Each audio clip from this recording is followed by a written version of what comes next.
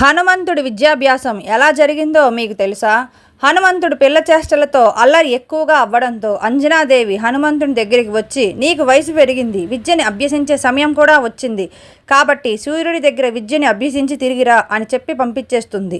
దాంతో హనుమంతుడు సూర్యభగవాన్ని ప్రార్థించగానే సూర్యభగవానుడు ప్రత్యక్షమై, ఏం నాయనా, ఏం కావాలి నీకు అని అడుగుతాడు. అప్పుడు హనుమంతుడు, మీరు నాకు సకల విద్యలు నేర్పించండి అని అడుగుతాడు. దానికి సూర్యుడు ఒప్పుకోడు.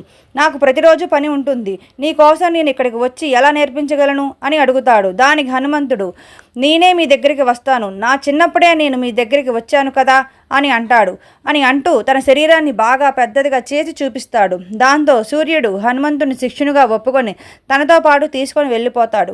సూర్యుడి దగ్గరే పెరుగుతూ అన్ని విద్యలను నేర్చుకుని తిరిగి ఇంటికి వచ్చే ముందు గురుదక్షిణగా ఏం కావాలి అని అడుగుతాడు. దానికి సూర్యుడు, నా కొడుకు అయిన సుగ్రీవుడు కిష్కింధవనంలో ఉన్నాడు, నువ్వు ఎప్పటికీ సుగ్రీవుడికి అండగా ఉండు అని చెప్పి మాట తీసుకుంటాడు. అప్పటి నుండి హనుమంతుడు సుగ్రీవుడికి అండగా ఉంటాడు. అందరూ చెప్పండి, జై హనుమాన్. ఈ వీడియో మీకు నచ్చినట్టయితే లైక్ చేయండి, షేర్ చేయండి, సబ్స్క్రైబ్ చేసుకోవడం మాత్రం మర్చిపోకండి. Thank you for watching.